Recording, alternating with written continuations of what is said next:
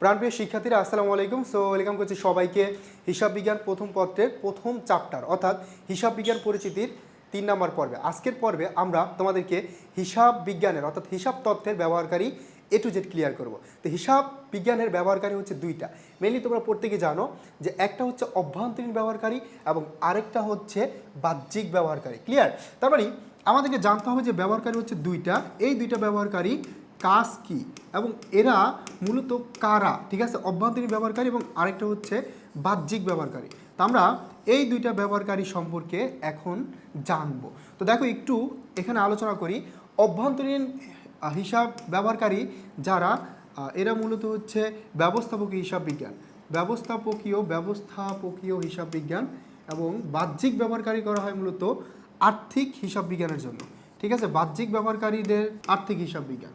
Clear? দুইটা point একটু মনে রাখবা যে অভ্যন্তরীণ ব্যবহারকারীদের দেখানো হয় মূলত ব্যবস্থাপক হিসাব বিজ্ঞান নামে এবং বাহ্যিক ব্যবহারকারীদের দেখানো হয় আর্থিক হিসাব বিজ্ঞান নামে। ক্লিয়ার? সেই দুইটা পয়েন্ট খুব বেশি ইম্পর্টেন্ট তোমাদের জন্য। ওকে, তো দেখো এবার আমরা ক্লিয়ার করতে যাচ্ছি তোমার যে অভ্যন্তরীণ ব্যবহারকারীরা মনে রাখার জন্য শর্টকাট টেকনিক। আমরা ছোট্ট এই লাইনটুকুর মাধ্যমে এটুকু মনে রাখতে পারবো। তার আগে একটু শিখে আসি যে অভ্যন্তরীণ ব্যবহারকারী হতে হলে কি কি কন্ডিশন তোমার জানা লাগবে, এটা একটু দেখে আসি, তারপর আমরা এই শর্টকাট টেকনিকটা ফলো করব। ঠিক আছে? তো দেখো এখানে শুরুতে আছে হিসাব তথ্যের ব্যবহারকারী আর্থিক তথ্য, অর্থাৎ হিসাব তথ্যের ব্যবহারকারী আর্থিক তথ্য সরবরাহ করে বলে হিসাব বিজ্ঞানকে ব্যবসায়ের ভাষা বলা হয়। তার মানে মনে রাখতে হবে যে হিসাব বিজ্ঞান তথ্যের ব্যবহারকারী আর্থিক তথ্য সরবরাহ করে। তার মানে হিসাব তথ্যের যে ব্যবহারকারী আছে তারা আর্থিক তথ্য সরবরাহ করে, এই জন্য তাদেরকে বলা হয় ব্যবসায়ের ভাষা নামে বলা হয় হিসাব বিজ্ঞানকে। এখন দেখো এই যে অভ্যন্তরীণ ব্যবহারকারী হতে হলে অবশ্যই 3টি বিষয় মাথা রাখতে হবে। এখন তোমাকে যদি আমি বলি ভাই অভ্যন্তরীণ ব্যবহারকারী কারা, প্রথম কন্ডিশন হচ্ছে যে প্রতিষ্ঠানের মধ্যে অর্থাৎ প্রতিষ্ঠানের অভ্যন্তরে কারা কাজ করে। তার মানে 1 নম্বর কন্ডিশন হচ্ছে যে প্রতিষ্ঠানের অভ্যন্তরে থাকতে হবে। অবভিয়াসলি অভ্যন্তরে থাকলে তুমি অভ্যন্তরীণ ব্যবহারকারী। নাম্বার 2, সিদ্ধান্ত গ্রহণের ক্ষমতা থাকতে হবে। হ্যাঁ, তুমি ভাই প্রতিষ্ঠান অভ্যন্তরে কাজ করো, বাট অভ্যন্তরীণ ব্যবহারকারী হতে হলে অবভিয়াসলি তোমার এই পাওয়ারটা থাকতে হবে সিদ্ধান্ত নেওয়ার।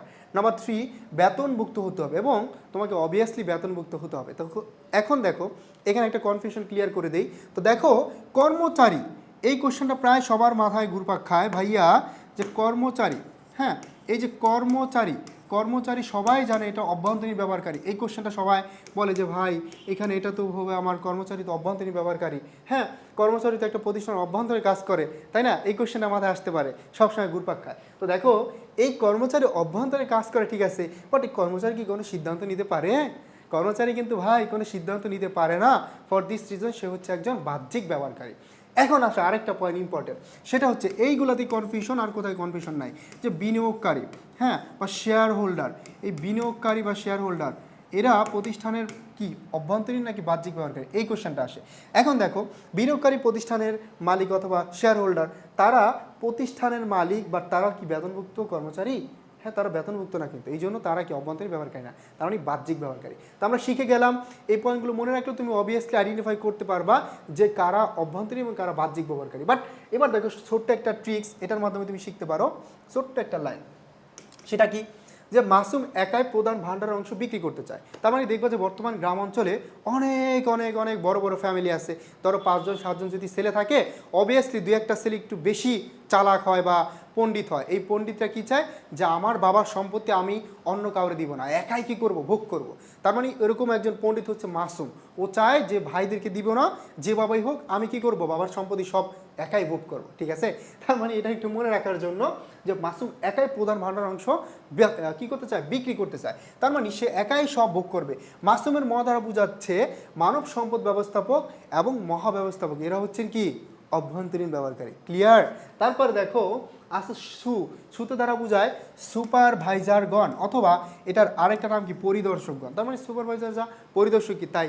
তার মানে মাসুমের সুধারা বোঝাচ্ছে সুপারভাইজারগণ। তারপরে মাসুমের ম ধারা কি বোঝাচ্ছে, এক মালিকানা ব্যবসায়ের মালিক। ক্লিয়ার? এক মালিকানা ব্যবসায়ের মালিক। তারপর দেখো এই যে একাই এর ক ধারা বোঝাচ্ছে কর্মকর্তাগণ, এরা অভ্যন্তরীণ ব্যবহারকারী। প্রধানের প্র ধারা বোঝাচ্ছে প্রধান নির্বাহী, অর্থাৎ একটা প্রতিষ্ঠানের সিইও যিনি, তিনিও হচ্ছেন অভ্যন্তরীণ ব্যবহারকারী। তারপরে দেখো এই যে ভান্ডারের ধারা বোঝায় কি ভান্ডার ব্যবস্থাপক। তারপরে দেখো অংশ ধারা বোঝাচ্ছে অংশীদার, অন্তর্নিরপেক্ষ অন্যান্য পরিচালকগণ এবং ব্যবস্থাপকগণ এরা প্রত্যেকে অভ্যন্তরীণ ব্যবহারকারী। বিক্রি ধারা বোঝাচ্ছে বিক্রয় অথবা বিপণন ব্যবস্থাপক, সর্বশেষ এই ধারা বোঝাচ্ছে ব্যবস্থাপনা পরিচালক। ঠিক আছে, এরা হচ্ছে অভ্যন্তরীণ ব্যবহারকারী।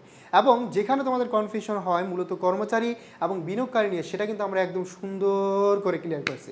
ঠিক আছে, অভ্যন্তরীণ ব্যবহারকারীতে তোমাদের আর জীবনেও কোনোদিন প্রবলেম হবে না, কারণ আমরা ঠিক শিখছি এবং কেন অভ্যন্তরীণ ব্যবহারকারী হয় এটাও শিখে ফেলছি। তার মানে আমাদের কেউ আটকাতে পারবে আর কখনোই না, এই কনসেপ্টটা আমাদের আর কোনো প্রবলেম হবে না। আশা করি প্রত্যেকেই ক্লিয়ারলি বুঝতে পারছো। এখন দেখো আরেকটু কনসেপ্ট আমরা ক্লিয়ার করবো, সেটা হচ্ছে বাহ্যিক ব্যবহারকারী। ওকে, সো এটাও তুমি একটা ট্রিক্সের মাধ্যমে শিখবা। সেটা কি দুর্দান্ত ট্রিক্সটা দেখো, যে বিনিয়োগ সম্ভাব্য কর নিরীক্ষার মাধ্যমে ব্যাংকের মাধ্যমে পাওনাদার কর্মচারী, গ্রাহক, শ্রমিক ও প্রতিযোগীদের কাছ থেকে তথ্য সংগ্রহ করে। ক্লিয়ার, তথ্য সংগ্রহ করে একটু অ্যাড করে দিবা। তার মানে বিনিয়োগ সম্ভাব্য কর নিরীক্ষা করে ব্যাংকের মাধ্যমে, অর্থাৎ বিনিয়োগ সম্ভাব্য কর নিরীক্ষা করে ব্যাংকের মাধ্যমে পাওনাদার কর্মচারী, গ্রাহক, শ্রমিক ও প্রতিযোগীদের কাছ থেকে তথ্য সংগ্রহ করে। ছোট্ট এই লাইনটুকু একটু মনে রাখতে পারলে তুমি বাহ্যিক ব্যবহারকারী মনে রাখতে পারবা। সিম্পল, বাহ্যিক ব্যবহারকারী কারা? যারা প্রতিষ্ঠানের বাইরে কাজ করে। নাম্বার 2, যারা প্রতিষ্ঠানের বেতনভুক্ত কর্মচারী না। নাম্বার 3, এদের কোনো সিদ্ধান্ত নেওয়ার ক্ষমতায় থাকবে না। ক্লিয়ার, এ হচ্ছে বাহ্যিক ব্যবহারকারী। তো দেখো বিনিয়োগ ধারা বোঝাচ্ছে নাম্বার 1 বিনিয়োগকারী। নাম্বার 1 কি? বিনিয়োগকারী, কোম্পানির মালিকগণ এবং শেয়ার হোল্ডার। নিয়ন্ত্রণ ধারা বোঝাচ্ছে নিয়ন্ত্রণ কর্তৃপক্ষ। সম্ভাব্য ধারা বোঝাচ্ছে সম্ভাব্য অংশীদার। কর ধারা বোঝাচ্ছে কর কর্তৃপক্ষ। এবং নিরীক্ষা করে, কি করে? নিরীক্ষা করে, এটা দ্বারা বুঝছে নিরীক্ষকগণ। তারপরে দেখো আছে কি ব্যাংকের মাধ্যমে। কিসের মাধ্যমে? ব্যাংকের। তো ব্যাংকের মাধ্যমে হবে কি ব্যাংক অথবা ব্যাংকারগণ, এরা হচ্ছে প্রতিষ্ঠানের বাহ্যিক ব্যবহারকারী। ঠিক আছে, তারপরে দেখা আছে কি পাওনাদার কি ব্যবসায়ের বাহ্যিক ব্যবহারকারী, এই পাওনাদার।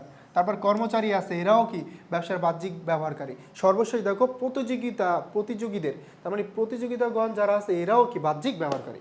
ওভারঅল আমরা অভ্যন্তরীণ ব্যবহারকারী এবং বাহ্যিক ব্যবহারকারী দুইটা ছোট ছোট ছন্দ দিয়ে শিখলাম, পাশাপাশি একদম প্র্যাকটিক্যাল লাইফে বোঝার জন্য দুইটা ক্লিয়ার করলাম। আই হোপ প্রত্যেকেই বুঝতে পারছি।